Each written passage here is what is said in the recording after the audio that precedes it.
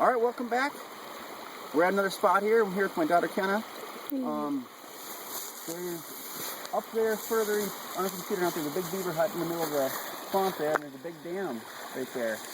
And with all this smelt off we've had here in Minnesota, the dam kind of overflowed, and the beaver have been down in this whole area here, feeding and chewing and stuff, and there's another smaller dam right here. Yesterday, we made a set underneath this tree here with some popple and just a chunk of beaver castor. And I can see from here that it looks like we got a pretty nice beaver. Let's go down here and take a look at it quick. And then I'll remake this set for you guys. Just about our last place we actually checked, I caught a beaver in the exact same set, but in that scenario I used a snare instead of a 330. So it just goes to show that both sets produce. Alright, come on down. Jeez. Come down, you can see got this beaver right by the head in the conibear. And you know, another thing my daughter pointed out, and a lot of trappers notice this, is the water in this creek is just so crystal clear, and it was just neat walking over the top of that hill and seeing this big beaver in this conibear.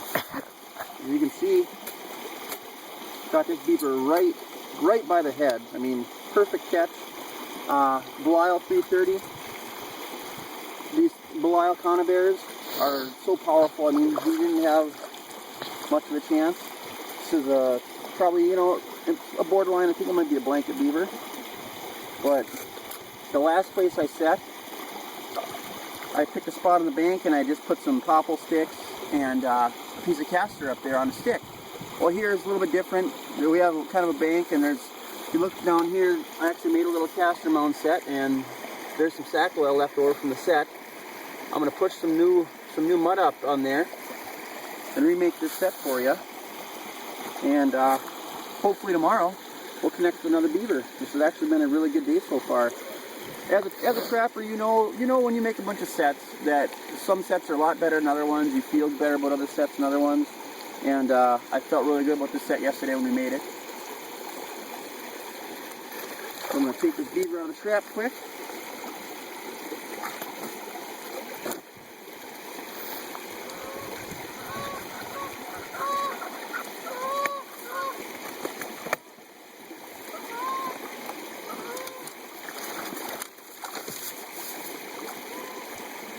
The people that actually own this property were pretty psyched to hear that there was going to be somebody out here trapping beaver. They said they've been plagued by beaver for a while now.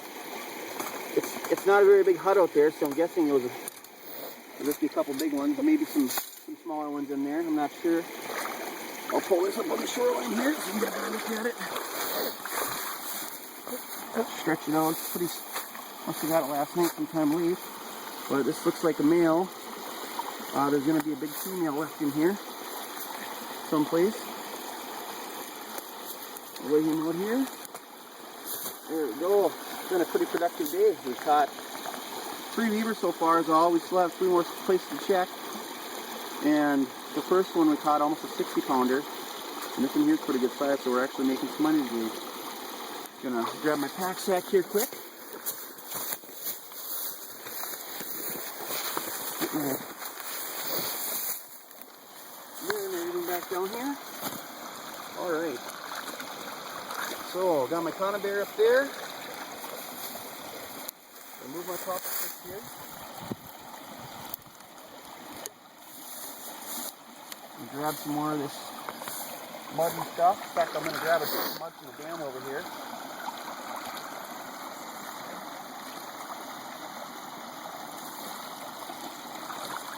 Gather a bunch of stuff up.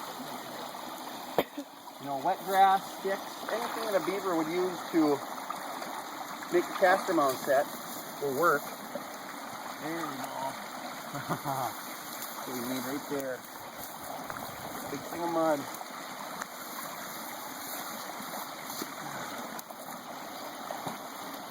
There we go. Move this over here.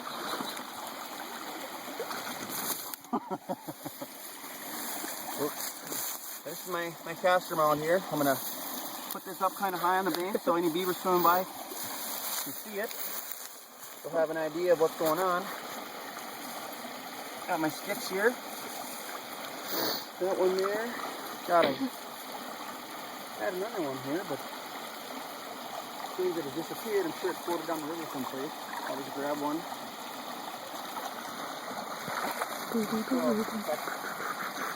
My stick right here. You know, and I know a lot of people use H-stands. I've mentioned this before. I don't. I don't need to carry all that extra weight with me. It's not like it took me a half hour to find these sticks. You know, it only took me a few minutes. Because, as anybody else knows, when you're actually trapping on a dam itself, there's beaver sticks plentiful everywhere. Alright, got my 330 wired really good up here to this stick.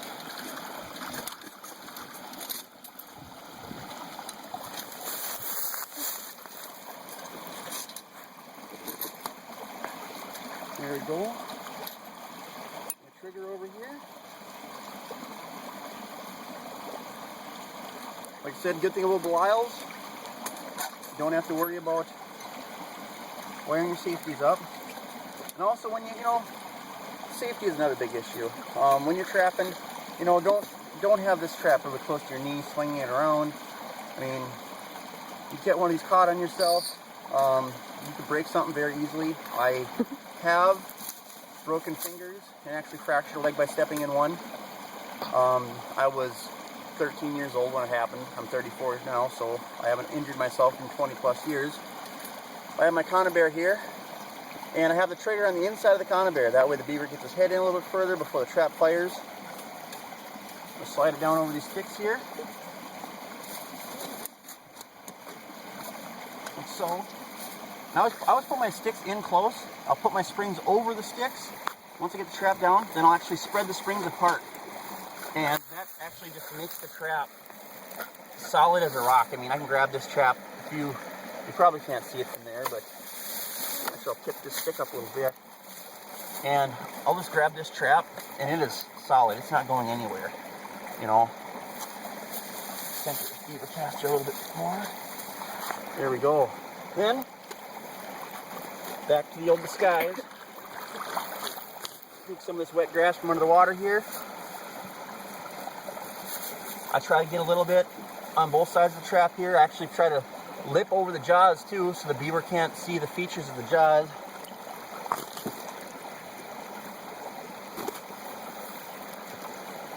Other side of the trap, same exact thing. Put some grass over it here.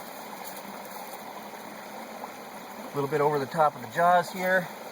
You know, and as a beaver, you know, it's kind of interesting if you actually get down kind of to the water level and look, you know, you think, oh, there's a bunch of grass. I mean, there's grass everywhere. They're not going to be too suspicious.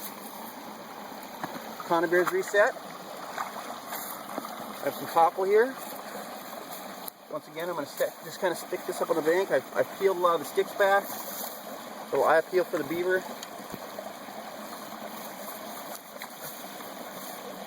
And once again, got the most important part is the lure itself. And like I said, it's just a castor from actually a pretty small beaver that I cut up. You know, beaver really don't seem to care what kind of castor it is, as long as it's a beaver from another colony. They think it's springtime, there's another beaver moving into my territory. You know, and beaver can't have that. They smell this and they just go wild. If you don't want to, if you don't want to cut up castor and mix some stuff with it, you can always buy. There's numerous brands out there of lure you can buy that are very, very good lures. And I wouldn't say I'm lazy. My dad taught me to use castor, and so that's what I do. I'll cut just a small castor out of a small beaver. You know, that weighs next to nothing, and I can set, almost a dozen traps with each beaver, So I have my castor on my stick. I'm going to shove it in the bank right here, directly behind the conibear, about 3 inches off the water.